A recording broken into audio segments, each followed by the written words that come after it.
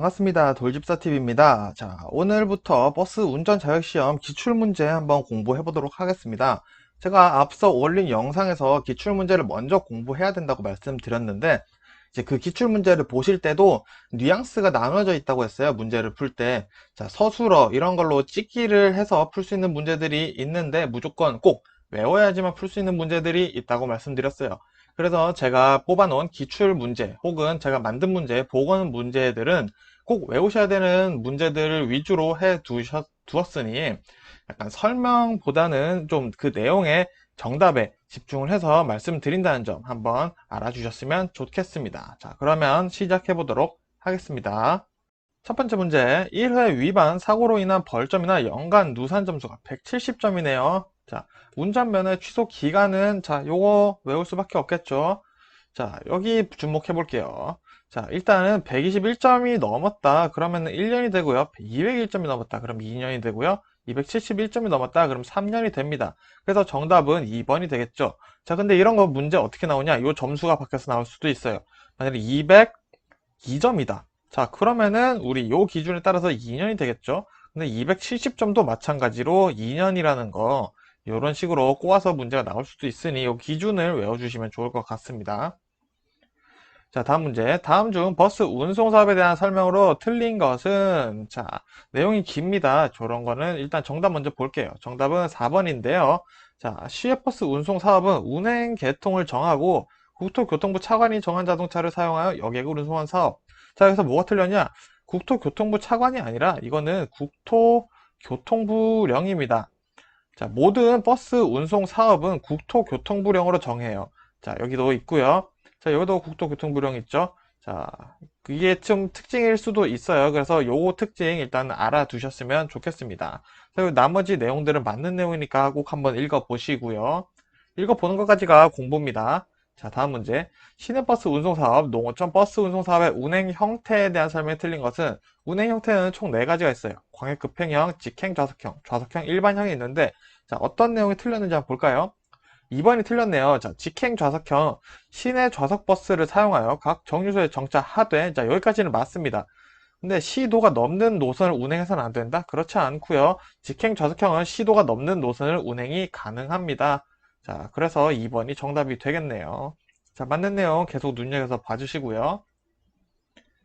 자, 다음 문제. 시외버스 운송사업의 운행 형태에 대한 설명 중 옳지 않은 것은, 자, 운행 형태에 고속형, 직행형, 일반형 이렇게 3가지가 있습니다. 정답은요? 자, 3번이네요. 자, 왜 틀렸는지 봐야겠죠? 시외 직행 버스를 사용하고 100km 이내의 운행 구간이나 고속도로를 60% 미만 운행하면 중간 정차를 해야 한다라고 되어 있는데 틀렸습니다. 자, 어디가 틀렸냐? 중간 정차를 하지 않아도 됩니다. 안 해도 된다. 즉 100km 이내나 고속도로 60% 미만으로 운행하면은 그냥 중간에 정차 구간 없이 바로 직행을 해도 된다라는 기준이 있다라는 거 꼭 알아주시고요. 맞는 내용들 1번, 2번, 4번은 맞는 내용이니까 꼭 한번 읽어주시고 넘어가세요. 자, 다음 문제. 제한 속도가 80km인 도로에 비가 내리고 있네요. 감속해야 하는 속도 얼마인가? 자, 이렇게 조금 꼬아져서 나올 수 있습니다. 자, 일단은 비가 내린다. 땅이 도로가 젖어 있죠. 그리고 눈이 5mm 이하로 쌓여져 있어요. 그럴 때는 최고 속도의 20%를 감속해야 됩니다. 근데 제한 속도가 80이죠? 그러면은 80km의 20%는 16km가 되겠네요. 그래서 정답은 3번이 되겠습니다. 자, 버스 운전 자격시험, 필기시험 과목이 아닌 것은, 자, 이렇게 서비스 문제도 가끔씩 나오기도 해요. 야, 요거는 정답이 바로 4번이죠. 물 서비스가 아니라 운송 서비스 시험을 보고 있죠. 자, 어린이 통학버스에 대한 설명으로 틀린 것 한번 보겠습니다. 자, 내용이 기니까 정답 먼저 볼게요. 정답 4번인데요. 자, 어린이나 영유아를 태우고 있다는 표시가 있는 어린이 통학버스가 있어요. 도로를 타는데. 있을 시 천천히 서행해서 앞지르기 해야 된다. 자, 어떻게 보면은, 이거 맞는 내용 아닙니까? 라고 하는데, 앞지르기가 불가능합니다. 자, 어린이 통학버스는 절대 앞지르기 해서는 안 된다는 법규가 있으니 조심해 주셔야 되겠고요. 자, 어린이 통학버스 문제 하나 더 볼게요. 자, 어린이 통학버스에 대한 안전교육 중 틀린 것은, 자, 여기 정답이 4번이라고 되어 있는데, 안전교육은 2시간 동안 어린이의 행동 특성, 사고 사례 등을 교육받게 된다 라고 되어 있는데, 자, 요거 치사하게 2시간이 아니라 3시간 동안 받게 됩니다. 자, 요런 치사한 문제도 나올 수 있기 때문에 한번 대비 차원에서 넣어 봤습니다. 자, 나머지 내용들은 꼭 눈여겨서 봐주셔야 돼요. 안전교육에 대한 내용.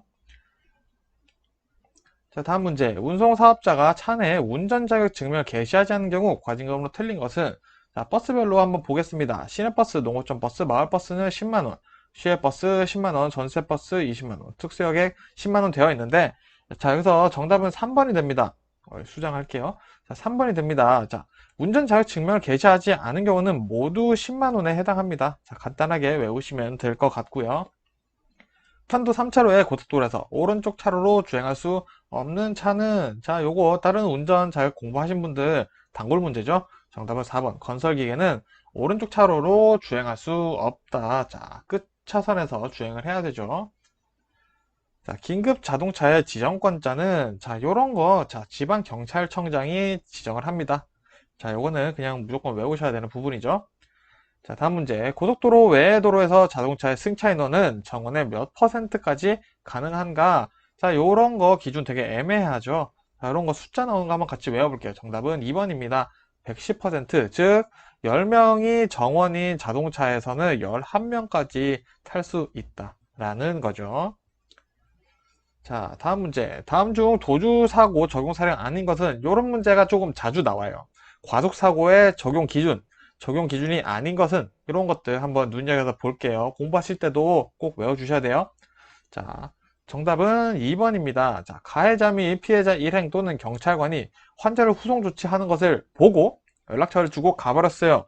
후속 조치한 거 안 한 거 아니냐라고 생각할 수 있는데, 자, 요 도주사고에서 핵심은 뭐냐? 후속 조치입니다. 후속 조치를 내가 했냐, 아니면 내가 아니더라도 3자가 했냐, 3자가 했을 시에는 내 연락처를 남기고 갔냐, 요 과정이 굉장히 중요해요. 그래서 내 연락처를 줬다, 후속 조치는 됐다, 그러면은 도주사고, 도주사례라고 하지는 않습니다. 다음 문제. 자전거 운전자 안전을 위한 자전거 횡단보도의 설치권자는, 자, 요것도 마찬가지로 지방경찰청장이 정답 되겠습니다. 자, 다음 문제. 다음 중 교통사고 요인이 아닌 것은, 교통사고에 3대 요인이 있습니다. 3대 요인이 운전자 요인, 차량 요인, 도로 요인 이렇게 있고요. 건물 요인은 전혀 상관이 없죠. 자, 다음 문제. 다음 중 자동차의 진행 방향을 좌우로 바꿀 수 있는 장치는, 자, 요거는 당연히 핸들인데, 핸들이 조향장치에 해당한다 라는 거 말씀드리고 싶어서 한번 넣어봤습니다. 자, 그럼 조향장치 중 핸들이 무거운 원인이 아닌 것은, 자, 실제 시험에서는 이런 게 자주 나오겠죠.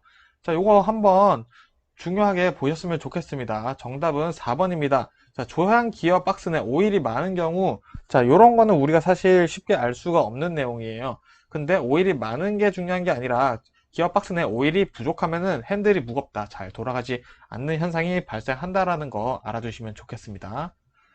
자, 그럼 동력 조향 장치 한번 같이 볼 건데, 또 이제 장점을 물어보는 문제가 자주 나와요. 자, 먼저 동력 조향 장치 장점 한번 볼게요. 조향 조작력이 작아도 된다. 자, 요게 장점 같죠? 조향 조작이 신속하고 경쾌하다. 좋은 말이 있죠. 장점이겠죠? 앞바퀴가 펑크 났을 때 조향들이 갑자기 꺾이지 않아 위험도가 낮다. 저것도 좋은 말이네요. 자, 기계식에 비해 구조가 단순하고 값이 싸다. 자, 이렇게 되어 있는데, 자, 요거는 뉘앙스로 한번 풀어볼까요? 1번, 2번, 3번 보니까 좋은 얘기를 하고 있어요. 이럴 수 있겠다라고 생각했는데, 이렇게 좋은 그 장치가 쌀까요, 과연? 구조가 단순할까요? 이렇게 생각을 해볼 수가 있는 상황이라는 거죠. 자, 이렇게도 풀 수 있다라는 거를 제가 정말 말씀드리고 싶습니다. 그래서 정답이 4번이 되기도 하고요. 그래서 이건 또 반대입니다. 구조가 복잡하고 값이 굉장히 비쌉니다. 동력 조향 장치는. 그래서 어느 정도 내가 맞는 내용이라는 거를 좀 추려보고 그걸로 남은 문제를 유출해서 풀 수 있는지 한번 확인을 해보시는 것도 정말 시험 보실 때 중요합니다. 이거 꼭 명심해 주세요. 자, 그리고 자주 나온 친구입니다. 휠 얼라이먼트가 필요한 식이 아닌 것은, 이런 식으로 문제가 자주 나오고 있어요. 자, 정답 한번 볼까요? 정답은 4번입니다. 타이어에 진동이 없는 경우, 자, 타이어에 진동이 없는 경우라면 휠 얼라이먼트가 필요하진 않습니다. 하지만 모든 자동차의 타이어에는 진동이 있기 때문에 휠 얼라이먼트가 당연히 필요하겠고요. 진동이 없다면 좋은 자동차니까 굳이 휠 얼라이먼트가 필요하진 않겠네요. 자, 휠 얼라이먼트가 뭔지 한번 볼까요? 자, 역할 연결이 잘못된 것은 이런 식으로 문제 나왔을 때 이제 좀 복잡해집니다. 근데 이 문제 하나씩 다 뜯어볼게요. 자, 첫 번째 캐스터 작용. 캐스터가 뭘까? 자, 일단 모르겠지만 한번 볼게요. 조향 핸들의 조작을 확실하게 하고 안정성을 준다. 아, 이것이 캐스터의 역할이구나 라고 지금 외워두시면 되고요. 2번 캐스터와 조향축 경사각의 작용. 조향축 킹핀이라고도 부릅니다. 경사각의 작용은 조향 핸들, 그냥 핸들이죠. 핸들에 복원성을 부여해준다. 아, 캐스터가 복원성과 연관이 되어 있구나 라고 지금 외우시면 되고요. 3번 캠버와 조향축 경사각의 작용이 됐을 때 어떻게 되냐, 조향 핸들의 조작을 가볍게 해준다. 아, 조작 관련은 캠버가 해주고 있구나 라고 보시면 됩니다. 그래서 정답은 4번이 틀린 내용인데 지금 토인의 작용, 타협 마매를 최소로 한다. 자, 토인은 좋은 개념입니다. 토 아웃이 안 좋은 개념이에요. 그래서 토인은 타협 마매를 최소로 합니다. 그래서 틀린 내용이고요. 토인은 좋다, 토 아웃은 안 좋다. 이런 뉘앙스만 지금 가지고 계셔도 공부를 하실 때 맞다 하고 기억이 나실 거예요. 자, 도로 모양 보겠습니다. 도로 선형에서의 사고 특성 중 틀린 것은, 자, 이런 문제 나오면 쉽지 않겠죠. 자, 정답은 1번입니다. 일반 도로에서 곡선 반경이 100m 이내일 때 사고율이 낮다. 자, 이 곡선 반경이 100m 이내면은 굉장히 짧은 거예요. 운전하면서 100m 금방 가죠. 그래서 사고율이 낮은 게 아니라 높게 되겠죠. 자, 그럼 문제에 나오는 단어들 한번 일단 좀 살펴볼게요. 종단 선형이 뭐냐? 자, 선로의 기울기나 곡선, 고저의 형상, 즉 이게 도로가 울퉁불퉁한지 이런 것들을 선형이다, 모양이다 라고 쉽게 이해를 하시면 되고요. 종단 경사는 마찬가지로 경사입니다. 오르막길의 경사, 내리막길의 경사, 비탈길의 경사, 이런 것들을 종단 경사라고 하니 단어에 너무 의미를 두진 않으셨으면 좋겠습니다. 자, 이런 문제도 있어요. 사고율이 평균 이하인 고속도로의 특징으로 틀린 것은, 자, 사고율이 평균 이하인 고속도로면은 뭔가 잘 되어 있는 고속도로겠죠. 자, 근데 이런 거 보니까 일단 1번 볼게요. 도로변에 연석이 없다. 연석이 없는데 사고율이 평균 이하라고? 아니겠죠. 선형이 비교적 직선이다. 무조건 직선이라고 좋은 건 아닙니다. 자, 그리고 갓길이 넓게 포장되어 있다. 또 애매하죠. 갓길이 넓으면 좋은 거 아니야? 라고 생각했는데, 갓길이 넓다라는 것은 도로의 노폭이 좁을 수도 있고요. 도로 선수가, 차선수가 작을 수도 있어요. 그래서 요거는 사고율과는 크게 상관이 없다라는 게 포인트입니다. 그래서 정답은 4번이 되는데요. 자, 램프가 넓고, 넓으면 좋은 거 아니야? 라고 생각했는데, 왼편에 접속된다? 왼편이 아니라 오른편에 접속됩니다. 자, 왜? 왼편은 우리가 좀 싱싱 달린다. 그런 개념이 있죠. 차선에서도. 자, 그래서 정답이 4번이 되겠네요.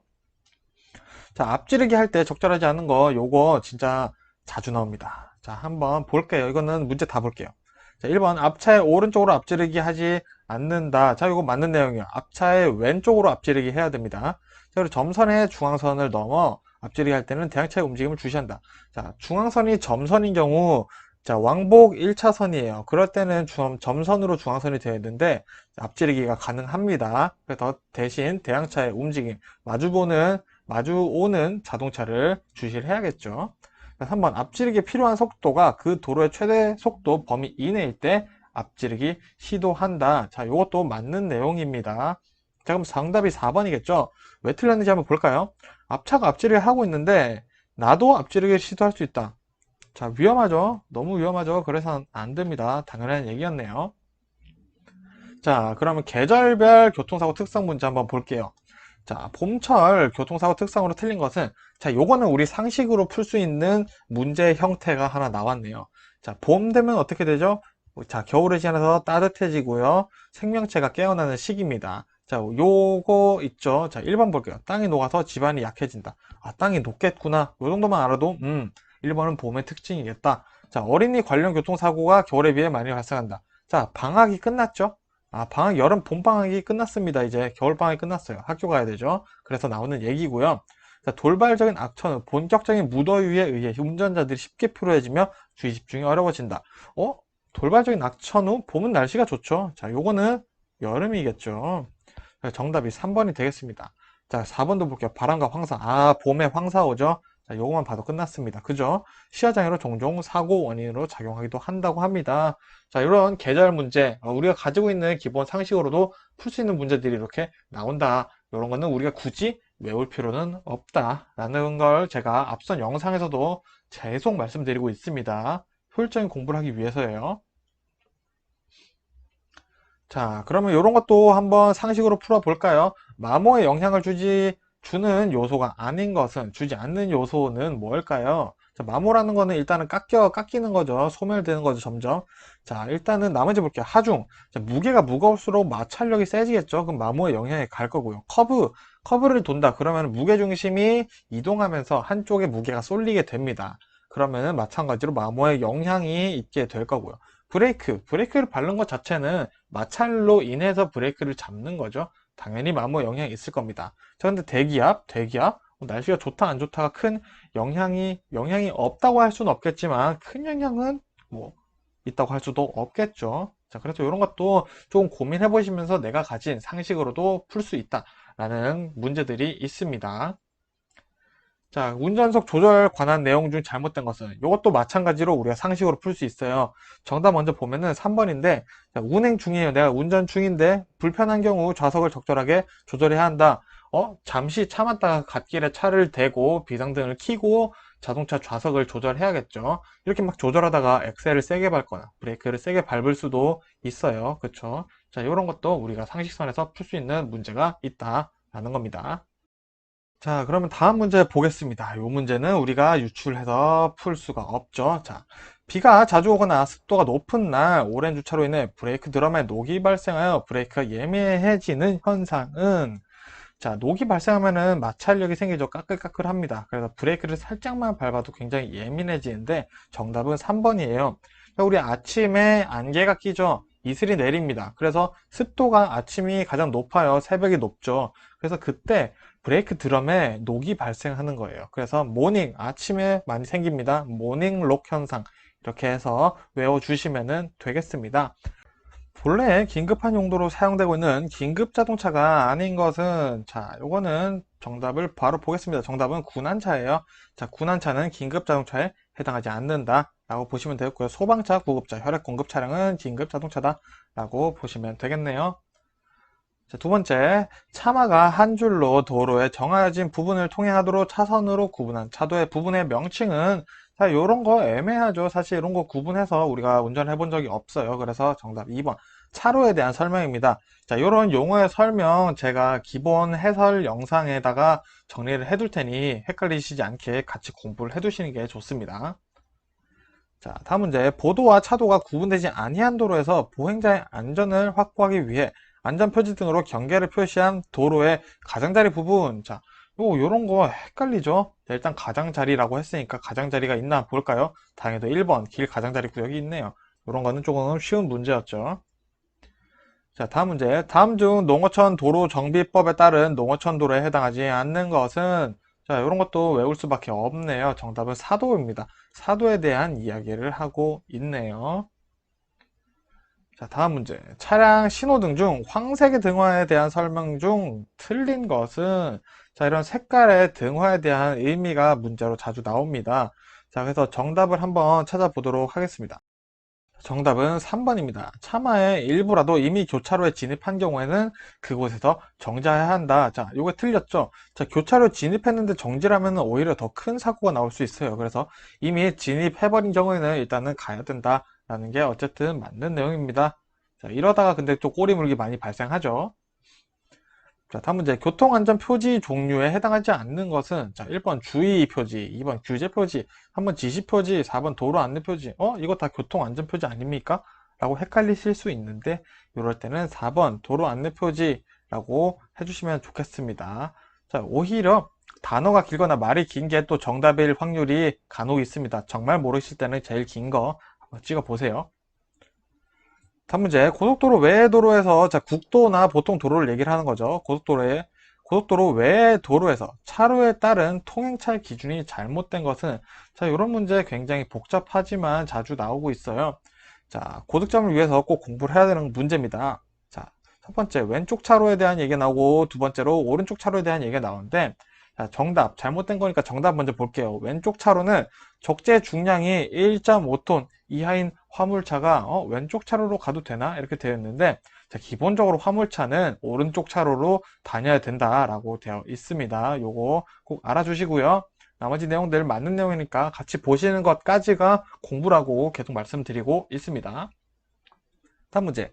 다음 중 자전거나 우마 또는 위험물 등을 운반하는 자동차가 통행할 수 있는 차로로 맞는 것은, 자, 뭔가 싣고 지금 막 가고 있죠. 자, 뭔가 싣고 있다라는 뉘앙스를 좀 가지고 가볼까요? 자, 그러면은, 자, 정답은 1번이 되겠습니다. 도로의 오른쪽 가장 오른쪽, 가장 끝 차선에 가서 운행을 하는 게 안전하다라는 내용이 있네요. 다음 문제. 다음 중 운전면허 취소 처분을 받는 경우가 아닌 것은, 자, 요거는 한번 슥 읽어보시면 좋습니다. 자, 사람이 죽었어요. 그 운전면허 취소가 되겠죠. 자, 그리고 형법상 특수상해, 특수협박, 뭐 이렇게 안 좋은 것들을 했네요. 그럼 취소가 당연히 되겠죠. 자, 그리고 술에 취한 상태에서 경찰 공무원의 직장에 불응했을 때, 자, 요런 거 운전면허 취소될 수 있습니다. 음주운전 자체를 하시면 안 되겠지만 순순히 따라주시는 게 가장 중요하고요. 정답이 4번이 되겠죠. 자, 혈중 알코올 농도 0.03 이상 0.08 미만인 상태에서 운전할 때, 자, 요 기준이 가장 낮은 기준이에요. 그래서 행정처분을 받게 되겠죠. 운전면허 정지 처분을 받게 되겠습니다. 다음 문제. 도로교통법상의 술에 취한 상태 기준에 대한 설명으로 맞는 것은, 자, 요거는 바로 알려드릴게요. 정답은 1번입니다. 0.03이 가장 낮은 상태인데, 요즘에 이제 한 잔만 마셔도 음주운전이라고 얘기를 합니다. 근데 0.03이 안 나올 수도 뭐 있겠죠. 근데 한 잔만 마셔도 0.03 정도는 나올 수 있다. 그러니 절대 음주운전 하시면 안 되겠습니다. 자, 다음 문제. 어린이 보호구역 및 노인, 장애인 보호구역에서 4톤 초과 화물 및 특수자동차가 위반 시 범칙 금액으로 틀린 것은, 자, 일단 뉘앙스가 약자들이 있죠. 어린이나 노인, 장애인이란 이런 약자, 사회적 약자들이 있습니다. 자, 그럴 때 범칙 금액은, 자, 일단은 4번이 정답인데요. 정차, 주차 금지 위반했을 때 10만 원이 나옵니다. 자, 10만 원 정도로 보통 시작을 해요. 속도 위반했을 때, 자, 이런 기준으로 속도 위반했을 때 10만 원인데, 좀 빠르게 60km 초과해서 속도 위반을 했다. 그러면 16만 원입니다. 그러니 절대 안 되겠고요. 자, 정차 주차 금지 위반은 9만 원입니다. 9만 원이라는 거 알아주시면 좋겠습니다. 제가 잘못 말씀드렸네요. 틀린 내용인데, 그죠? 자, 다음 문제. 교통사고 처리 특례법상 피해자의 의사에 반하여 공소를 제기할 수 없는 것은, 자, 요거는 무조건 잘못이라는 거죠. 자, 정답 한번 볼까? 할 수 없는 거 4번입니다. 교차로 통행 방법 위반 사고. 자, 이거는 반의사 불벌죄라고 하는데요. 그래서 공소를 제기할 수가 없습니다. 자, 반의사 불벌죄가 뭔지 저도 사실 정확히는 모릅니다. 그렇지만, 요거 해당하는 거 이거밖에 없으니까 요거를 지금 외워두시고, 공소를 제기할 수 없구나 라고 알아두시면 됩니다. 이거는 그냥 무조건 암기를 해주시면 됩니다. 자, 다음 문제. 다음 중 교통사고 발생 시 도주한 사고에 해당하지 않는 것은, 자, 이런 문제 자주 나온다고 제가 전 영상에서도 말씀드렸죠. 자, 도주사고는 후속 조치가 중요하다고 했습니다. 연락처, 후속 조치 이 두 가지가 같이 이루어져야지 도주사고가 해당되지 않는다라고 말씀드렸어요. 자, 그래서 정답 한번 볼게요. 2번, 피해자에게 가해자의 연락처를 건네주고 헤어진 경우. 자, 연락처를 줬네요. 자, 요거는 후속 조치의 개념이라고 볼 수 있습니다. 자, 그래서 피해자가 연락처를 받았다. 그러면은 받을 수 있는 상황이라는 거죠. 그래서 이런 게 암묵적으로 들어가 있는 내용입니다.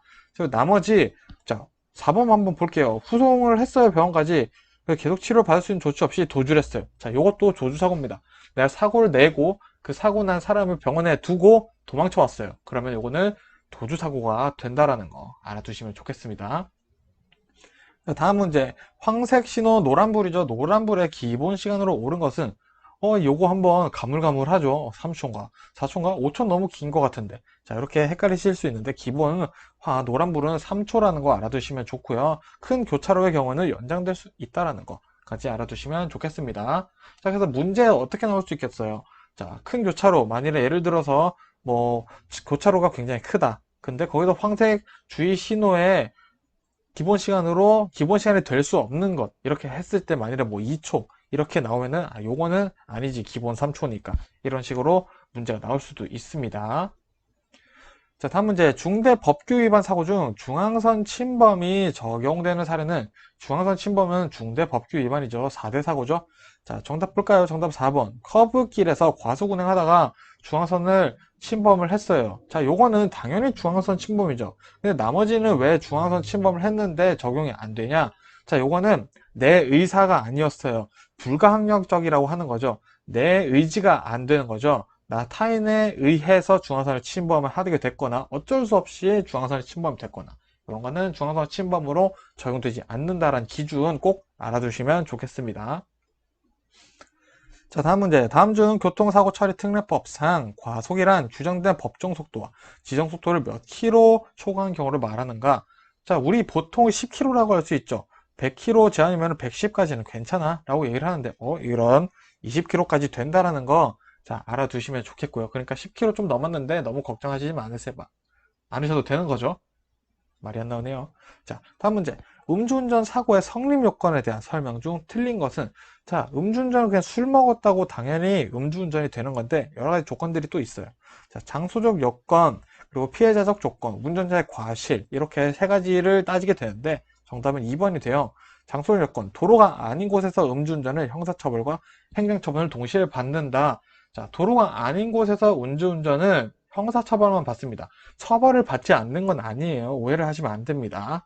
그래서 다른 장소적 요건을 보시면은 음주운전 성립 요건은 불특정 다수의 사람들이 많고 차마의 통행을 위해서 공개된 곳에서 하면은 일단은 장소적 요건이 해당되는구나. 근데 보통 그렇죠. 그렇기 때문에 굳이 우리가 깨닫지 않고 지냈었던 거죠. 자, 그래서 이런 특징 한번 봐주시면 좋고요. 자, 보도침범 사고 성립 요건도 한번 볼게요. 자, 사고는 장소 요건과 피해자적 요건, 그리고 운전자의 과실, 그리고 시설물 설치 요건까지 보게 되는데요. 정답은 2번입니다. 자, 자전거나 이륜차를 타고 가던 중 보도 침범 통행 차량에 충돌된 경우, 자, 요거 약간 애매합니다. 야, 자동차가 보도를 넘어와서 자전거랑 이륜차를 오토바이를 쳤어? 그럼 당연히 사고지 라고 생각할 수 있는데 여러분, 자전거나 이륜차도 인도를 타면 안 돼요. 근데 인도를 이미 침범한 녀석을 쳤다. 그러면은 요거는 이제 보도 침범 사고라고 보지 않는다라는 거죠. 이미 불법을 저질렀어요. 맞다. 자전거 이륜차는 보도 침범을 통행할 수 없지 라는 함정이 숨어 있었던 문제입니다. 자, 이렇게 치사하게 꼬아서 문제가 많이 나오고 있습니다. 자, 다음 문제 볼게요. 교통사고 처리특례법상 노인 보호구역에서 자동차를 싣고 가던 화물이 떨어졌어요. 그래서 노인이 다치게 하여 이주진단의 상해가 나왔는데요. 운전자의 처벌로 가장 맞는 것은 자, 요거는 정답이 4번인데 강력합니다, 여러분. 화물 낙하 정말 중요하게 생각을 해주셔야 돼요. 피해자의 처벌 의사에 관계없이 형사처벌 됩니다. 이거 꼭 알아주시면 좋겠습니다. 자, 다음 문제. 특수자동차의 유형별 세부 기준에 해당하지 않는 것은 정답은 3번입니다. 특수라는 단어가 들어가 있지만 특수 용도형은 화물 자동차의 유형 중에 하나이기 때문에 특수 자동차는 아니고요. 자, 특수 자동차의 유형이 뭐냐? 견인형, 군한형. 자동차를 어디 빠진 도랑에 빠진 차를 꺼내거나 하는 군한형이 있고요. 특수 작업형이 있습니다. 자, 그래서 이 문제에서는 우리가 알아야 되는 거는 특수 자동차의 어떤 것들이 있냐? 견인형, 군한형, 특수 작업형. 요거를 아셨으면 좋겠습니다. 이 문제는. 다음 문제. 자동차 말소 등록은 신청할 사유가 발생한 날부터 며칠 이내에 신청해야 하는가? 자, 1개월입니다. 자, 거의 대부분의 기간을 물어보는 문제가 1개월 아니면은 30일인데, 요런 거는 30일, 1개월 둘 다 있기 때문에 따로 외워주셔야겠죠. 말소 신청한 날부터입니다. 중요한 거는 요거 시험에 자주 나올 수 있습니다. 다음 문제. 자동차를 양수한 자가 다시 제3자에게 양도하려는 경우 절차에 대한 설명으로 틀린 것은 정답 한번 볼까요? 정답은 3번입니다. 이전 등록 신청 기간 제한은 규정이 없다. 규정이 당연히 없는 게 아니라 당연히 있겠죠. 당연히 규정이 있습니다. 자, 나머지 내용들 맞는 내용이니까 맞는 내용을 보고 읽는 것까지 공부라고 말씀드리고 싶습니다. 자, 다음 문제. 자동차 소유자가 국토교통부령으로 정하는 항목에 대하여 튜닝을 하려고 해요. 튜닝을 하려고 하는데 승인권자는 그러면 우리가 한번 생각해 볼 수 있어요. 국토교통부령으로 정하니까 당연히 국토교통부 장관 아닐까? 라고 생각을 할 수 있는데, 자, 튜닝에 관해서는 시장, 군수 또는 구청장이 한다라는 거, 이거 꼭 알아두시면 좋겠습니다. 왜냐, 자동차에 뭐 번쩍번쩍하고 달고 그런 게 튜닝이 꼭 아니라 부품을 추가하고 이런 것도 튜닝이 될 수 있어서 이거 신고 자주 하게 되니까 꼭 알아두시면 좋겠습니다. 자, 다음 문제. 종합검사기간 내에 신청하여 적합 판정을 받은 자동차는 그 검사 유효기간을 언제부터 계산하는가? 자, 이거 정답 볼까요? 정답 2번. 직전 자동차의 종합검사 유효기간 마지막 날에 다음 날부터 계산한다. 자, 말이 굉장히 복잡한 것 같은데, 자, 종합검사를 내가 전에 받은 종합검사 유효기간이 오늘까지였어요. 오늘 그러면은 다음 날부터 검사 유효 기간이에요 라고 얘기를 합니다. 당신 적합 판정은 내일부터입니다 라고 얘기를 할 수 있는 거죠. 이 개념 한번 잘 잡으셨으면 좋겠네요. 자, 다음 문제. 자동차 종합 검사 기간이 지난 자에 대한 독촉하는 통지 기간과 그 내용으로 틀린 것은, 자, 검사 빨리 받으세요 라고 얘기를 하고 있는 상황이죠. 정답 보시면은 3번. 자, 어떤 내용이냐? 종합검사를 받지 않은 경우 운행 정지나 폐차가 된다고 그 내용을 알린다? 자, 종합검사를 안 받았다고 운행 정지나 폐차를 시키지는 않죠. 대신 벌금이 나갑니다. 그래서 3번은 조금 내용이 틀렸고요. 나머지 내용들 맞는 내용이니까 꼭 한번 일시정지 했다가 읽어보시는 게 공부라고 말씀드리고 싶어요.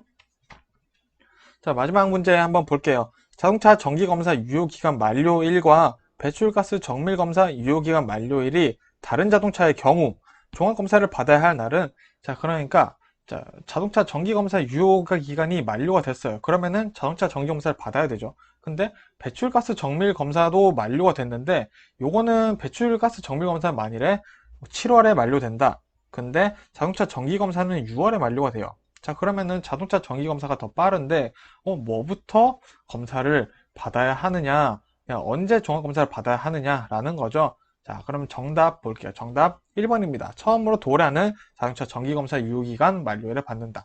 즉, 자동차 정기검사가 만료가 6월이 됐다. 그러면은 먼저 만료된 것부터 그 기간에 검사를 받으면 된다라는 거죠.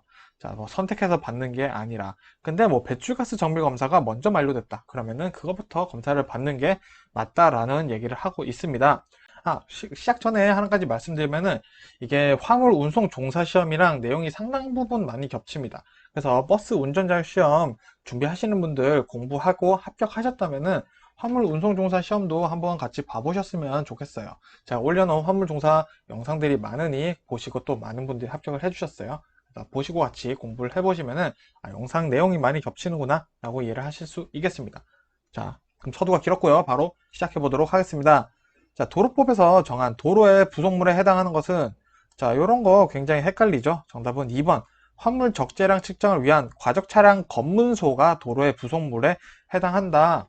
자, 그러니까 즉 막 이런 시설, 뭔가 구조물, 방벽 이런 것들이 부속물이 아니라 검문소, 이렇게 약간 으리으리하고 딱 봐도 저거 뭐지 하는 그 건물 같은 느낌이 있죠. 그런 것들이 이제 부속물에 해당한다라고 이해를 해두시면 좋겠습니다. 이렇게 이해를 해두셔야지 문제를 꼬아서 나왔을 때 푸실 수가 있어요. 이해가 중요합니다. 다음 문제. 도로관리청이 운행을 제한할 수 있는 차량의 높이에 대한 제한 기준은, 자, 기준은 3m입니다. 원래 기준은 3m인데 이것도 허가 받으면 더 높게 쌓을 수도 있어요. 근데 기본 차량 높이 제한은 4m다. 4m라는 거 꼭 알아두시면 좋겠고요. 정답이 3번인데 3m라고 해버렸네요. 4m입니다. 4m. 다음 문제.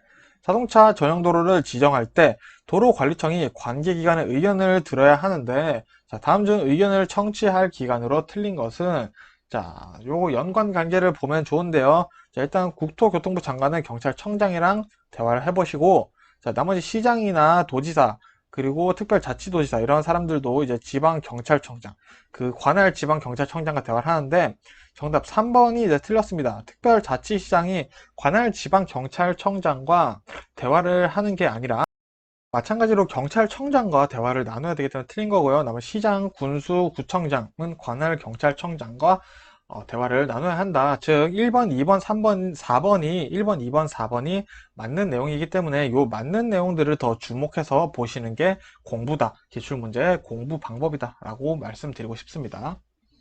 다음 문제, 대기 중에 떠다니거나 흩날려 내려오는 입자상 물질을 무엇이라는가? 자, 여기 주목해 볼게요. 입자상 물질이라고 하는 것은 고체라는 겁니다. 날아다니는 아주 가벼운 고체죠. 자, 그래서 요거를 한번 보도록 하면은, 자, 매연은 정확히는 우리가 기체라고 얘기를 하죠. 그리고 4번도 기체상 물질이니까 아니고요. 자, 검댕 아니면 먼지인데, 자, 요거 먼지구나. 먼지를 이렇게까지 얘기를 하는구나. 라고 하다 보시면은 이해가 되실 거예요. 자.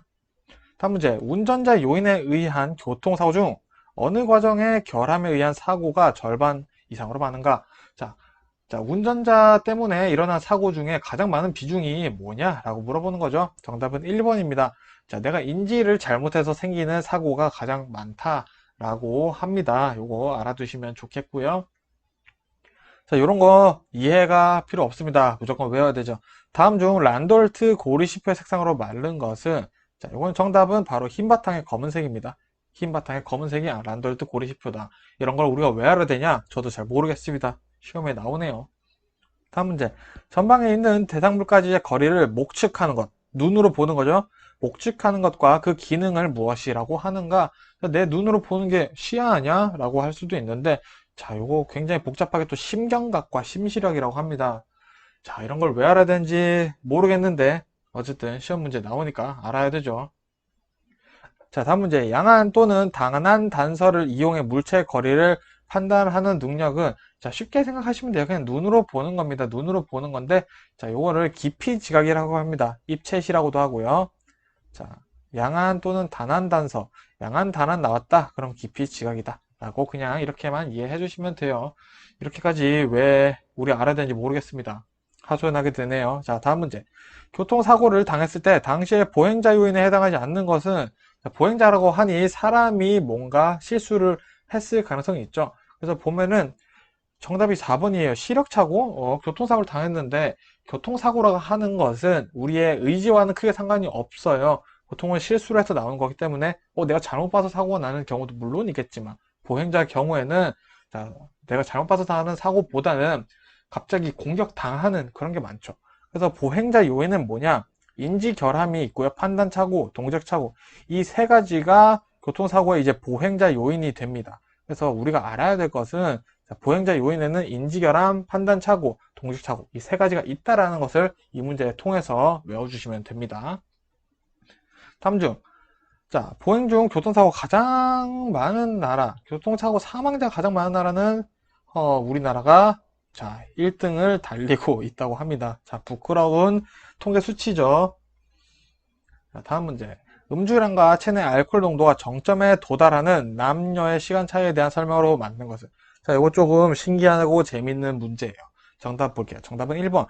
여자는 30분, 남자는 60분 후 그 술을 마셨을 때 체내 알코올 농도가 정점에 달합니다. 그래서 당연히 술을 마시고 운전하면 안 되겠지만 술 마신 지 1시간 지났는데 운전했을 때 알코올 농도가 굉장히 높게 나올 수 있다는 거죠. 그래서 여자는 30분, 남자는 60분 후다라는 거 알아두시면 재밌겠죠. 자, 이거 재밌는 내용이죠. 자, 다음 문제. 다음 중 제동장치의 종류에 해당하지 않는 것. 제동장치는 차를 멈추게 하는 장치죠. 그래서 브레이크인데, 자, 여기 브레이크가 다 있네요. 어이고. 자, 그러면 정답을 볼까, 일단. 정답은 4번. 감속 브레이크입니다. 자, 감속 브레이크는 뭔가 제동 장치라고 하기보다는 제동 장치의 한 부분이라고 할 수 있겠죠. 그래서 제동 장치 자체는 주차 브레이크, 풋 브레이크, 엔진 브레이크, 요 세 개로 존재를 한다라고 지금 이해를 해주시면 되겠습니다. 감속 브레이크는 제동 장치의 종류는 아니에요. 해당하는 것 뿐이지. 자, 다음 문제. 다음 중 현가 장치의 유형이 아는 것은, 현가 장치는 뭐냐? 우리 쉽게 말해서 쇼바라고 얘기하죠. 도로가 울퉁불퉁할 때 충격을 완화해 주는 것이 현가 장치인데, 자, 다 스프링 얘기가 나와요. 외울 수밖에 없겠죠. 현가 장치의 유형이 아는 것은 강판 스프링이다. 즉, 현가 장치는 판 스프링과 코일, 공기 스프링 이 세 가지가 있다라고 지금 알아두시면 되겠습니다. 자, 다음 문제. 커브 도로를 매시 50km로 도는 차량은 매시 25km로 도는 차량보다 몇 배 원심력을 가지냐? 자, 어쨌든 보니까 속도는 2배가 차이 나네요. 속도는 2배가 차이가 나는데 원심력은 4배를 곱해줘야 된다라는 겁니다. 즉 속도가 2배가 차이 나니 2 곱하기 4는 8. 8배 원심력을 지니게 된다.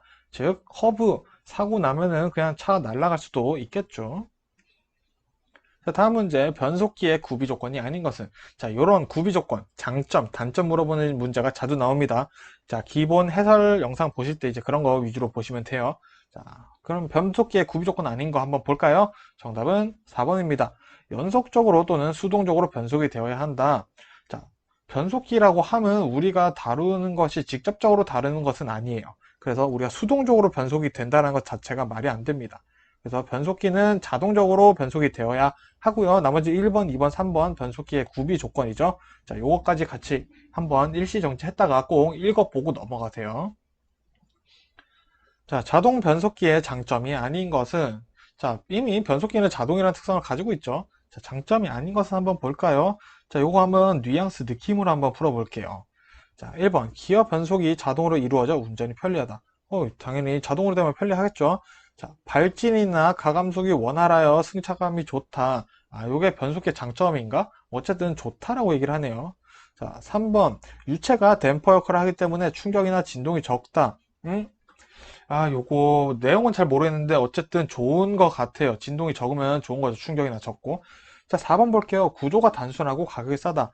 이것도 장점이 될 수가 있겠다. 자, 물론 좋은 얘기가 될 수는 있겠죠. 근데 우리가 1번, 2번, 3번을 읽어보니까 대충 엄청난 역할을 하고 있어요. 자동 변속기가 많은 역할을 하고 있죠. 근데 이게 구조가 단순하고 가격이 쌀까? 이런 식으로 유추를 해볼 수도 있다라는 거죠.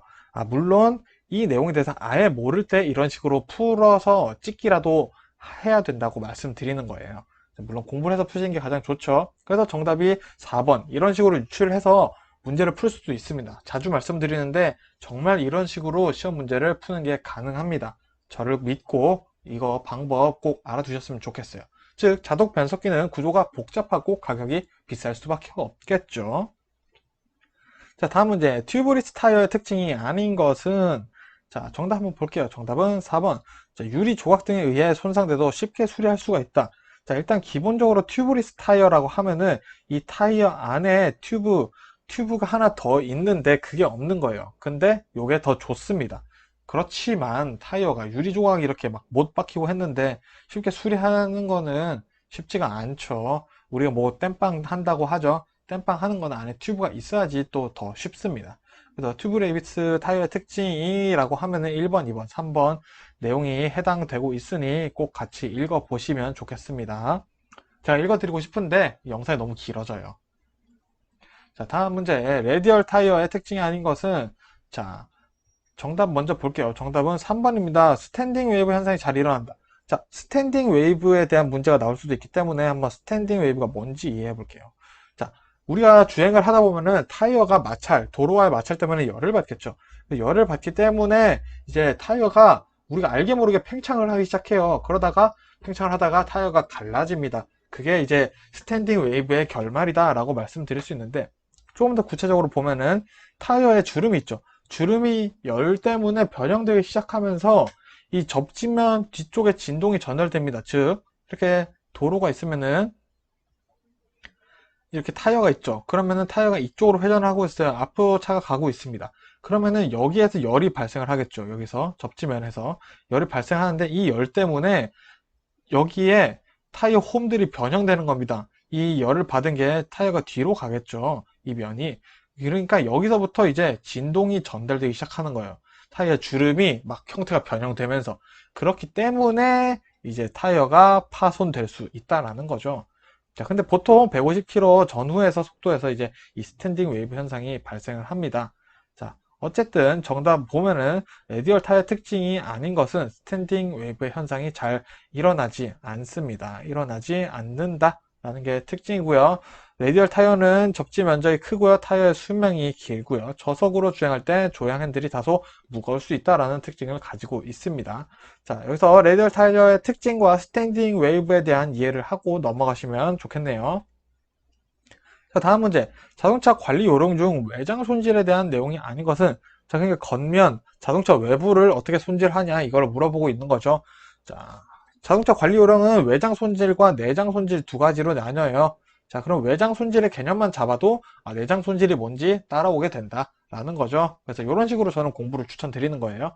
자, 그럼 정답 한번 찾아볼까요? 정답은 4번인데, 자, 실내 등을 청소할 때 실내 등이 꺼져 있는지 확인하여 화상이나 전기 충격을 받지 않도록 한다.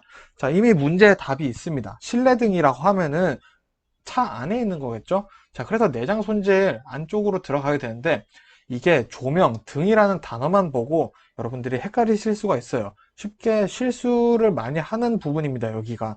그래서, 청소를 할 때는, 화상이나 전기 충격 조심해야지. 당연한 거 아니야? 라고 헷갈리실 수가 있는 거죠. 그래서 오히려 3번을 보니까 합성수지 부품이 더러워진 경우 딱딱한 브러쉬나 수세미 대신 부드러운 브러쉬나 스펀지를 사용하여 닦아낸다. 요거는 내장 안에 있는 부품을 닦을 때 이렇게 해야 되는 거 아닌가? 이런 식으로 문제를 다른 문제에 관심을 가지기 시작할 수도 있다라는 거죠. 그래서 이런 문제는 꼭 정말 잘 읽어보시는 거, 실수하지 않는 게 중요하다라는 거 말씀드리고 싶어요. 그래서 요거는 내장 손질에 해당한다. 즉 내장 손질은 보통 이런 내용 4번 같은 내용들이 다 있어요. 그래서 외장 손질과 내장 손질에 대한 개념을 이해를 해주시는 게 중요할 것 같습니다. 자, 다음 문제. 고속도로에서 고속 주행 시 주변에 경관이 흐르는 선과 같이 보이는 현상. 자, 빨리 지나가니까 빨리 흐르는 거죠. 자, 요거는 유체 자극 현상이라고 합니다. 자, 요거는 어떻게 우리가 이해를 하기가 쉽지가 않네요. 외워야겠죠? 다음 문제. 방어 운전의 내용이 아닌 것은, 자, 정답은 4번입니다. 자, 방어 운전이라고 한다라는 일단 개념 자체가 내 운전 실력을 떠나서 다른 타인의 운전에 대해 불신을 가지는 게 방어 운전이에요. 저 사람 실수할 수도 있으니까 내가 조심해야겠다. 라고 하는 게 방어 운전인데, 그러다 보면은 아무래도 연비 운전을 하게 될 수도 있고요. 안전거리를 지키게 되니까 급발진, 급브레이크 이런 것들을 좀 안 밟게 됩니다. 그러다 보면은 연비가 당연히 좋아지겠죠. 그렇게 되면 연료 소비와 관계가 있다라고 할 수 있습니다. 그래서 방어 운전을 안 한다는 것은 난폭 운전이라고도 얘기할 수가 있어요. 자, 이런 식으로 문제가 나올 수도 있으니 알아두시면 좋고요. 나머지 내용들, 방어 운전이 이런 거구나 하고 일시정지 하셨다가 다시 한번 읽어보고 넘어가셨으면 좋겠어요. 다음 문제. 운전자가 자동차를 정지하여야 할 상황임을 지각하고 브레이크를 페달로 발로 옮겨 브레이크를 작동을 시작하는 순간까지의 시간과 그때 자동차가 지나간 거리대 각각의 명칭. 자, 요 개념 한 번에 잡아두시면 안 까먹습니다. 자, 일단 정답은 공주 시간이에요. 자, 요거 한번 설명 풀어볼게요. 자, 제가 가고 있는데 앞에 자동차 갑자기 급브레이크를 밟았어요. 그거를 보고 나 브레이크 밟아야겠어 하고 발을 떼서 브레이크를 눌렀어요. 자, 브레이크를 눌렀다. 여기까지가 공주라고 합니다. 공주. 그래서 여기까지 걸린 시간이 공주 시간이 되고요. 여기까지 자동차 진행한 거리가 공주 거리가 됩니다. 자, 그럼 브레이크를 밟았어요. 브레이크 밟아서 자동차가 멈췄어요. 자, 이 멈추기까지가 이제 제동이라고 합니다. 그래서 요 사이에 공주 시간과 멈춘 사이 시간이 제동 시간이 되고요. 요때 동안 차가 완전 멈출 때까지 진행한 거리가 제동 거리가 되는 거예요. 자, 그래서 요 것들을 통틀어서 우리는 뭐라고 하냐? 정지 시간, 정지 거리라고 합니다. 즉, 공주 시간 플러스 제동 시간은 정지 시간이 되는 거고요. 공주 거리 플러스 제동 거리는 정지 거리가 되는 거예요. 그래서 이렇게 연결해서 외워두시면 아마 앞으로도 안 까먹으실 거예요. 자, 다음 문제. 자동차의 배슬가스 색으로 구분할 수 있는 엔진의 건강에 대한 설명이 틀린 것은, 자, 이거는 여러 가지 운전 자격시험에서 자주 나오는 친구입니다. 자, 정답 한번 볼게요. 정답은 3번인데, 자, 청색은 엔진 속에서 극소량의 엔진오일이 실린더 위로 올라와 완전 연소된 경우다. 자, 이게 청색이 아니라 회색이라고 할 수 있습니다. 약간 회색. 자, 그래서 제가 구분을 지금 해드리겠습니다. 자, 무색, 청색은 정상이다. 나머지는 다 비정상이에요. 나머지는 다 그냥 비정상이라고 보시면 됩니다. 흰색, 회색, 검은색은 비정상이다. 딱 이렇게만 개념을 잡아두셔도 문제 푸실 수가 있습니다. 그래서 지금 1번 보시면은 무색 또는 청색이 띈다 라고 되어 있죠. 자, 그러면 1번이 맞는 내용이라면 3번은 틀린 내용일 거고, 3번이 만약 맞는 내용이었다면 1번이 틀린 내용이겠죠. 그래서 우리가 찍더라도 1번, 3번 두 개 중에서 고민할 수 있도록 가끔씩 이렇게 보기가 나옵니다. 문제를 어쨌든 감독관들이 만드셔도 사람이시니까 이렇게 가끔은 좀 이렇게 두 개 중에 엇갈리는 문제를 만드실 때도 있어요. 어쨌든 우리 배출가스 세액 이런 식으로 구분하시면 되고요. 만일에 내 차를 점검해보고 싶다 그러면은 배기가스에 시동을 걸어 놓으시고 흰 색깔 A4용지를 갖다 대고 있으면 이렇게 색깔이 나온다고 합니다. 뭐 그런 식으로 구분을 한다고 하네요. 자, 다음 문제. 기럽과에 대한 설명으로 틀린 것은, 자, 요거 정답 바로 볼게요. 3번. 기럽개가 토사나 자갈, 잔디로 되어 있는 경우보다 포장된 노면일 때 더 불안정하다. 자, 포장된 노면인데 불안정할 리가 없죠. 요거는 단순하게 생각하시면 됩니다. 너무 어렵게 생각하시면 또 어려워질 수 있어요. 다음 문제. 방호 울타리에 대한 설명으로 틀린 것은, 자, 요거 문제 자주 나옵니다. 정답 볼까요? 정답은 4번인데, 교통사고를 방지할 수 있어야 한다? 자, 여러분, 방호 울타리는 교통사고를 방지하는 역할이 아니라 사고 유형을 변경시켜 주는 거예요. 자, 예를 들어서 방호 울타리에 이렇게 있는데, 이렇게 차가 이렇게 오기를 가고 있어요. 근데 내가 차를 이렇게 박았다. 그러면은, 이렇게 차 박고 멈출 수가 있겠죠. 근데 이 방호 울타리가 없었으면은 여기 중앙선을 넘어가 버려서 대형 사고가 날 수 있어요.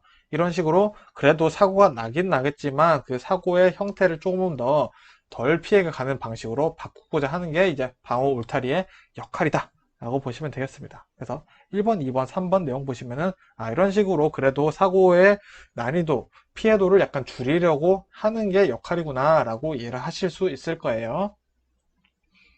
자, 다음 문제. 여름철 타이어 마모 상태를 점검할 때 타이어 트레드 홈의 깊이가 최저 몇 미리 이상이 되는지 확인해야 하는가? 자, 우리가 차량을 운행을 하다 보면은 점점 마모가 되고 하다 보면은 타이어 홈이 점점 좁아지죠?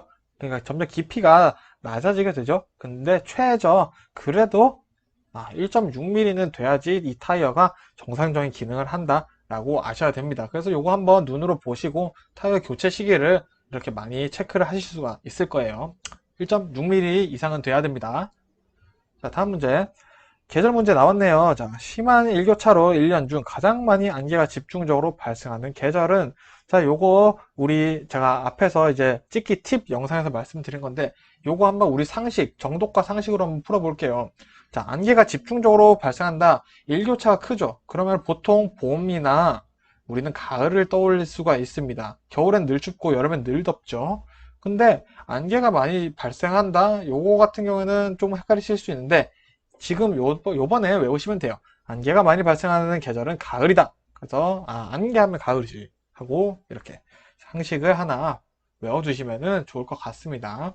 자동차를 운전하고 터널을 통과 중 화재가 발생했을 때 운전자의 행동으로 가장 옳은 것은, 자, 정답 찾아보면 정답은 4번이 되겠습니다. 차량 엔진 시동을 끄고 차량 이동을 위해 열쇠는 꽂아둔 채 신속하게 내려 대피한다. 자, 요거는 열쇠를 꽂아둔 채 대피한다라는 포인트가 있고요. 조금은 우리한테 생소한 내용이지만 이제 소방대원 분들이 오셨을 때 정리를 할 수 있도록 아마 용이하게 해놓는 게 중요하다라는 얘기인 것 같습니다.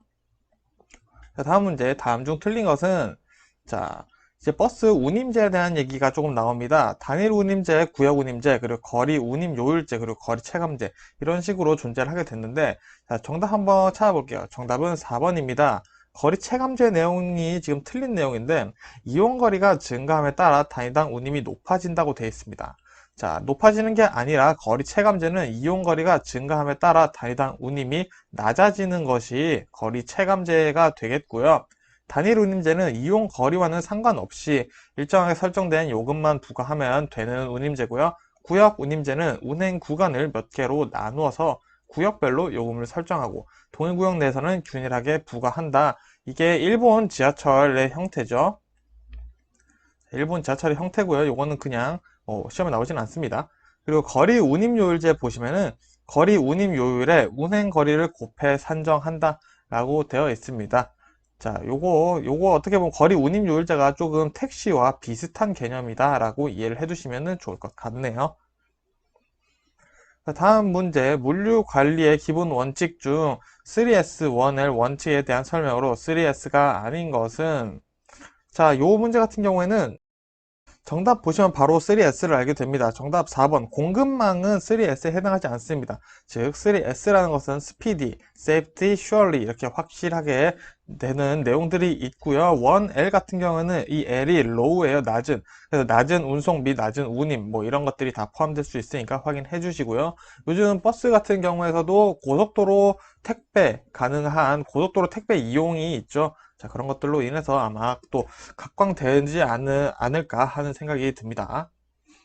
자, ABS의 특징이 아닌 것은 나옵니다. 자, ABS는 브레이크의 형태 중에 한 개죠. 그래서 정답 한번 찾아볼까요? 정답은 2번입니다. 자, 일단 ABS 특징이 아니라고 했으니 이유를 봐야겠는데, 자, 앞바퀴의 고착으로 인해 조향 능력이 상실된다라고 되어 있는데, ABS의 가장 큰 특징 중에 하나가 조향 능력이 상실되지 않고 브레이크를 잡더라도 조향, 핸들을 돌릴 수 있는 기능이 있다라는 거죠. 그 특징이 ABS 특징인데 이거는 조향 능력이 상실됐다고 했으니 정답이 될 수가 없네요. 맞는 내용이 아닌 거죠. 그래서 틀린 내용이기 때문에 정답이 2번이 되는 거고요. 나머지 바퀴에 미끄러짐이 없는 효과가 있다. 그리고 자동차의 방향 조정 성능을 돕는다. 그리고 노면 상태가 변해도 제동 효과를 얻는다는 게 ABS 특징입니다. 즉 2번과 지금 3번을 보시면은 서로 내용이 다르다, 반대의 개념이다 라고 이해를 할 수가 있어요. 그래서 만약에 보기를 잘 읽어보시고 찍는 상황이 왔다 싶을 때 2번 아니면 3번 이렇게 서로 반대인 내용이 나왔을 때 그래도 조금이라도 찍는 확률을 높이기 위해서 이렇게 읽는 것도, 정독해서 읽는 것도 중요하다라는 게 여기서도 볼 수 있겠네요. 자, 다음 문제. 승객에 대한 응대와 마음가짐이 아닌 것은? 자, 일단 기본적으로 친절해야겠고요. 예의도 발라야겠죠. 자, 그리고 사고가 생겼을 때 대처도 잘 해야겠죠. 자, 이런 기본 개념들 가지고 문제를 풀 수 있는 문제예요. 그래서 정답 보시면은 4번인데, 자, 때로는 불공평한 대우를 해도 된다. 자, 이렇게 되어 있습니다. 사실 요거 같은 경우는 요즘에 버스 폭행 사건도 좀 많아지고 있고, 요즘엔 좀 덜한가요? 어떤지 잘 모르겠는데, 요런 게 있었을 때 사실은 버스 운전하시는 기사님들도 자기 몸을 보호할 정도는 하셔야 되지 않을까 싶습니다. 그래서 요즘에 뭐 마스크를 차지 않았을 때 이제 버스 승차를 거부를 한다던가 그리고 폭언 이제 손님들을 불쌍한 게 아니죠. 손님들을 괴롭히는 승객이 있을 때 내리게 한다. 뭐 이런 불공정한 대우를 해도 되겠지만 사실 뭐 응대와 마음가짐은 아닌 거죠. 자, 그렇게 이해를 해주시면 되겠습니다. 다음 문제. 시험버스 시외버스 운송 사업자가 운임을 받을 때 발행할 승차권 양식에 있는 내용이 아닌 것은 자, 요런 거는 외워줄 수밖에 없겠죠. 정답은 3번입니다. 자, 운수 종사자의 성명을 생각해보면은 필요가 없지 않나? 라고 생각이 드시죠? 네, 그렇게 해서 요거는 이해를 하면서 같이 외워주시면 되겠네요. 즉, 운임을 받을 때 발행한 승차권 양식에는 사업자 명칭과 운임액과 사용기간 요것들이 포함되고 있다. 그래서 이게 문제가 만일에 반대로 나왔을 때 승자권 양식에 포함되어야 하는 내용은 이런 식으로 꼬아서 나올 수도 있겠죠. 그럴 때 사업자 명칭이랑 운임액이랑 사용기간 요 세 개는 꼭 들어갔어야 되지 하고 외워두시면 좋을 것 같습니다. 다음 문제. 대형 교통사고의 사망자 기준은 자, 즉 우리가 뉴스에서 봤을 때 대형 교통사고라 함은 사망자의 기준이 있다라는 거죠. 이건 저도 몰랐던 사실인데 자, 정답은 1번입니다. 세 분이 만일에 사망하셨다? 그러면 대형 교통사고로 우리가 생각을 한다고 하니 이 세 명에 대한 죽음도 굉장히 크다라고 생각을 해주시면 좋을 것 같습니다. 자, 다음 문제. 노선버스의 장치 및 설비 등에 관한 준수사항이 아닌 것은 자, 이런 내용 조금 길게 글이 나왔을수록 복잡할 수도 있는데 오히려 문제가 쉬울 수도 있습니다. 자, 준수사항이 아닌 것은이죠. 정답은 2번인데 자, 버스의 앞바퀴에는 재생한 타이어를 사용할 수 있다라고 되어 있는데 자, 기본적으로 버스라고 하는 것은 수송 기능이 있죠. 그래서 사람들이 많이 탑니다. 그래서 안전이 웬만한 차들보다 더 각별하게 신경을 써야 되는데 자, 재생한 타이어를 앞바퀴는 사용해도 된다? 그럼 뒷바퀴는 안 되니까 왠지 앞바퀴는 될 것 같아. 이런 식으로 생각할 수도 있어요. 하지만 이게 함정 문제라는 거. 그래서 버스에 관한 장치나 설비는 뭐든지 잘 갖추고 완벽해야 되는 기준이 높다라고 이해를 해주시면 좋을 것 같습니다. 자, 나머지 내용 읽어보시면은 자, 당연한 것들이죠. 자, 이런 것들 당연히 있어야 됩니다. 자, 이제 공영제, 민영제 이런 부분들이 4과목에서 나오는데, 자, 요 부분들 비교해서 문제 나올 수 있으니 꼭 집중해서 기본 해설 영상 보실 때도 꼭 필기하시면서 외우셨으면 좋겠어요. 자, 그럼 공영제의 장점이 아닌 것은 한번 볼까요? 자, 정답 한번 찾아보겠습니다. 정답은 1번입니다. 자, 책임의식 증가 및 생산성 향상이라고 되어 있는데, 자, 일단은 공영제라고 하는 것은 뭔가 이제 나라에서 관리를 하는 거죠. 그렇기 때문에 약간 매너리즘에 빠질 수가 있어요. 그래서 책임의식이 오히려 감소할 수가 있고요. 생산성 또한 향상이 아니라 낮아질 수가 있죠. 그래서 1번이 틀린 내용이 되겠고요. 나머지 공영제 장점 한번 볼게요. 자, 비수익 노선에 대한 양질의 서비스 제공이 가능하다라는 거, 그리고 연계, 환승, 정기권 등 효율적 운영이 가능합니다. 지금 이게 우리 버스 중앙차선 하고 있는 도시나 버스 운행을 하고 있는 도시의 특징이죠. 그리고 4번, 종합적 도시 교통 계획 차원의 운행 서비스가 가능하다. 아무래도 이제 크게 관리를 하다 보니까 이런 시스템을 갖추기가 쉽다는 장점은 있겠죠. 자, 그럼 준공영제라는 것도 있어요. 준공영제 특징 한번 알아보겠습니다. 정답. 일단은 특징이 아닌 것을 한번 찾아볼게요. 정답은 4번인데, 자, 버스 노선이나 요금 조정, 버스 운행 관리는 지방자치단체에서 개입하지 않는다. 자, 요 개입하지 않는 게 아니라 개입을 합니다. 그래서 지방자치단체에서 개입을 하는 게 기본적으로 준공영제라고 생각을 하시면 되고요. 나머지 특징도 같이 볼게요. 자, 운영은 민간에 의해 이루어집니다. 하지만 전체적인 관리의 틀은 공영제처럼 이루어진다는 게 특징이고요. 요거 특징이 되게 특이하죠. 운영은 민간에서 한다. 그리고 공동 연역에서 관리를 담당한다. 그리고 표준 운송 원가를 통해 경영 효율화를 도모한다. 왜? 운영을 민간에서 관리하기 때문에 자, 이런 경영 효율화를 도모할 수가 있다는 특징도 가지고 있는 게 뭐다? 준공영제다라는 얘기입니다. 자, 그럼 민영제도 볼게요. 민영제는 단점에 대해서 한번 알아보도록 하겠습니다. 자, 그럼 단점이 아닌 것은 먼저 찾아볼까요? 정답은 4번. 자, 수준 높은 버스 서비스 제공 가능하다. 자, 라고 되어 있는데, 요거는 민영제의 단점이 아니라 장점이 되겠죠? 자, 민영제라고 하는 것은 회사는 끊임없는 경쟁 속에 놓여져 있기 때문에 서비스 개선, 품질 향상, 이런 것들에 목숨을 걸 수밖에 없죠. 그래서 수준 높은 버스 서비스를 제공하려고 노력을 하는 게 민영제다. 자, 그럼 나머지는 민영제의 단점이라는 건데, 자, 노선의 사유화로 인해 노선 개편이 쉽지가 않다라는 단점을 가지고 있고요. 비수익 노선의 운행 서비스 공급 애로, 자, 돈을 벌어야 하기 때문에 비수익 노선에 대해서는 아예 운행을 하지 않겠죠. 자, 손해보는 장사를 하지 않는 게 보통 회사라고 생각을 하면 되겠습니다. 그리고 과도한 버스 운임의 상승. 자, 민영제, 회사의 기본적인 원칙은 이익을 실현하고 도모하는 거죠. 그래서 과도하게 버스 운임을 상승시킬 수도 있다는 단점을 가지고 있겠네요. 자, 이렇게 생각을 해보면, 아, 이렇게 되는구나, 라고 이해를 할 수가 있는 부분이었네요. 자, 다음 문제. 자, 이용거리와는 상관없이 일정한 요금을 부과하는 요금 체계는, 자, 우리 아까 운임제 문제 나왔었죠? 자, 기억하시는 분들은 바로 푸실 수 있을 텐데요. 정답은 1번입니다. 자, 단일 운임제가 이용거리와 상관없이 일정한 요금을 부과하는 요금 체계죠. 자, 그러면은 구역 운임제는 뭐였죠? 자, 말 그대로 구역을 나눠서 어느 구역을 통과할 때마다 그 구역에 따라 구역에 정해진 운임에 따라서 정해지는 게 구역 운임제고요. 자, 그리고 거리 체감제는 단순하게 이용하는 거리가 상승할수록 운임도 증가하게 된다라는 게 거리 체감제고요. 거리 운임 요율제는 정해진 거리 운임에다가 이동한 거리를 곱해서 계산하는 게 거리 운임 요율제다. 라고 아까 봤었습니다. 자, 한 번 더 나온다라는 거 시험에 나올 수도 있을 만큼 중요하다라는 말씀입니다. 자, 그래서 정답 1번 단일 운임제였죠.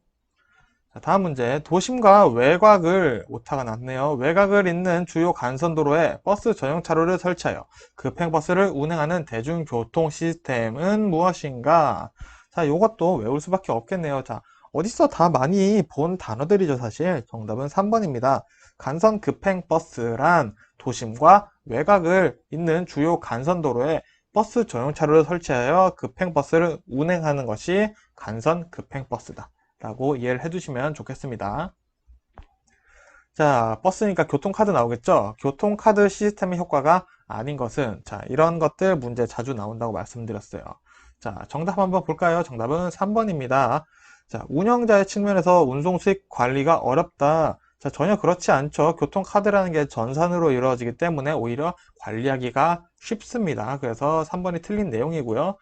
다른 내용도 한번 볼까요? 현금 소지하지 않아도 찍으면 되니까 당연히 좋죠. 그리고 요금 할인이 가능해 교통비가 절감된다. 환승이나 뭐 또 할인 이런 것들이 기능이 많죠. 그리고 4번 교통정책이나 교통요금 결정에 도움이 된다. 자, 이게 왜냐? 운송 수익금 관리가 쉽기 때문입니다. 그래서 전산으로 넘어온 자료를 보고 아, 이렇게 되어지고 있구나. 요즘 교통정책을 이렇게 세워야겠다 라고 고민하기 좋은 정보가 되기 때문이라고 할 수 있겠네요. 자, 다음 문제. 버스 운행 관리 시스템의 주요 기능이 아닌 것은, 자, 요런 거, 관리 시스템에 대한 문제는 각 운전 자격증별로 중요하게 생각을 해주셔야 되는데요. 자, 버스 운행 관리 시스템 BMS라고 하죠. BMS의 주요 기능이 아닌 것은 정답은 4번입니다. 자, 운전자의 운행 만족도 파악은 자, 요거는 사실은 대면해서 질문을 해봐야 아는 거죠, 사실. 내가 이 시스템을 하고 있는데 뭐 뇌파를 조절해서 아, 지금 이 운전 기사분이 행복해 하시는구나. 이런 거를 알아내기는 어렵겠죠. 그래서 그럼 BMS가 뭐 하는 거냐? 실시간 운행 상태를 파악하고요. 전자지도 이용 및 실시간 관계를 파악하고 버스 운행 및 통계 관리를 합니다. 그래서 이런 것들이 모여지면은 어떤 현상이 생길까요? 자, 만일에 버스 배차에 문제가 있다. 그러면 이런 것들을 쉽게 확인을 할 수 있을 거고요. 뭔가 주로 잘 막히는 곳, 사고가 많은 곳이 있다. 그런 곳이 어디인지 쉽게 파악을 할 수 있을 거고요. 그리고 배차 시간이나 이런 배차 시간이 지금 잘 이루어지고 있나? 한번 코스 갔다 오면 몇 시간이나 걸리나? 브레이크는 몇 번 밟았나? 이런 것들을 관리해서 이제 아까 나왔었던 교통 정책을 수립하는데 도움이 될 수 있다까지 연결해서 이해를 해주시면 좋을 것 같습니다. 자, 그럼 버스 정보 시스템 볼게요. 정보 시스템 BIS라고 합니다. 버스 정보 시스템 운영에 대한 설명이 아닌 것은 정답 한번 볼까요? 정답은 3번입니다. 버스 운행 관리나 이력 관리, 버스 운행 정보를 제공한다. 자, 요거는 BIS 운영에서 해당하는 내용이 아닙니다. 자, 그럼 BIS에선 어떤 걸 하냐? 버스 정보 시스템이죠. 이 I가 인포메이션이죠. 자, 1번 대기 승객에게 정류장 안내기를 통해 버스 운행 정보를 준다. 자, 몇 분 뒤 몇 번 버스가 도착합니다. 이런 것들을 알려드릴 수가 있는 거고요.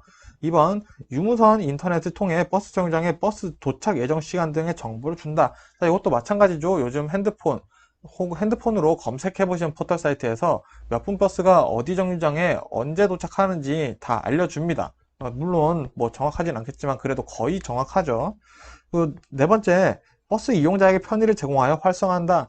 자, 이런 정보를 주는 행위 자체가 버스를 이용하는 승객들에게는 큰 도움이 되겠죠. 그 얘기를 지금 4번에서 하고 있는 겁니다. 그래서 BIS에서는 버스 운행 관리나 이력 관리, 버스 운행 정보를 제공하는 건 아닙니다. 자, 그럼 요거는 아까 누가 제공한다고 했었죠? BMS가 제공한다. BMS는 버스 운행 관리 시스템이라고 했었죠. 자, 이런 거는 BMS에서 담당을 하고 있습니다. 그 BMS와 BIS의 차이 잘 이해를 해주시면 좋고요. 기본적으로 BIS는 우리 타는 승객들에게 좋은 거다. BMS는 회사에서 좋은 거다. 이렇게 이해를 하셔도 좋을 것 같습니다.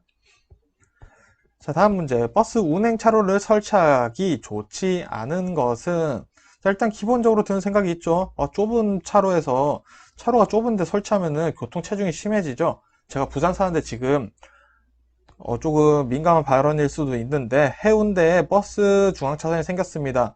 근데 저는 자차를 몰고 다니는데 제 입장에서는 교통이 조금 안 좋아졌어요. 하지만 버스를 이용하시는 고객분들에게는 사실은 굉장히 좋은 거죠. 이런 장단점이 있다라는 거 이제 한번 생각을 해주시면 좋을 것 같고요. 정답 한번 볼게요. 정답은 3번입니다. 승차 인원이 다수인 승용차가 많은 구간. 자, 우리 좁은 차로 떠올렸었죠? 그러면 요 내용과 연결이 된다 라고 이해할 수 있겠죠. 자, 설치하기 좋은 곳은 어딜까요? 그러면 전용차로를 설치하고자 하는 구간에 교통 정체가 심한 경우 자, 그러면은 버스에 타고 있는 승객분들이 더 많죠. 그래서 사람 수로 비교를 해보면은 그래도 많은 사람들이 더 빨리 왔다 갔다 하기에 좋은 곳은 버스. 이렇게 버스를 우르르 태워서 가는 게 그래도 효율이 더 좋다고 할 수는 있겠죠. 자, 그리고 버스 통행량이 일정 수준 이상인 곳, 즉 버스 통행량이 많은 곳에서는 전용 차로를 설치하는 게 아무래도 훨씬 더 효율적이겠죠. 그리고 네 번째, 편도 3차로 이상 등 도로 기하 구조가 전용 차로를 설치하기 적당한 구간, 즉 넓은 곳이죠. 넓은 곳에서는 설치하면 아무래도 좋을 수밖에 없겠죠. 자, 이런 개념적인 기본들을 딱 잡고 보시면은 이런 거 가끔 풀 수 있는 문제들이 종종 나온다라는 거 알아두시면 좋겠습니다. 자, 다음 문제 보겠습니다. 자, 중앙 버스 차로의 단점인 것은, 자, 단점 한번 알아볼게요. 정답 먼저 보시면은, 자, 정답은 3번 되겠습니다. 자, 승차, 하차 정류소를 가기 위한 보행자의 거리가 증가한다. 자, 실제로 증가하죠. 물론 지금 설치를 할 때 기존에 있는 버스 정류장을 기준으로 해서 가운데다가 설치를 하고는 있지만, 횡단보도를 건너야 한다는 단점도 있고요. 정류소가 길기 때문에 또 거기를 이동하는 거리도 포함을 한다면은 보행자의 거리가 증가한 게 사실이긴 사실인 거죠. 그래서 중앙버스 차로의 단점이라고 할 수 있겠고요. 나머지는 한번 읽어보셔도 이거는 중앙버스 차로의 단점은 아니라고 생각이 드실 겁니다. 다음 문제. 가로변 버스 전용 차로의 특징이 아닌 것은, 자, 요거는 우리가 흔히 아는 파란색으로 되어 있는, 자, 파란색으로 되어 있는 버스 전용 차로를 얘기를 하는 거죠. 끝차로에 있는 버스 정류장에 손님들이 타기 위해서. 자, 특징이 아닌 것은이네요. 특징이 아닌 것은 4번입니다. 자, 시행효과 가장 좋다.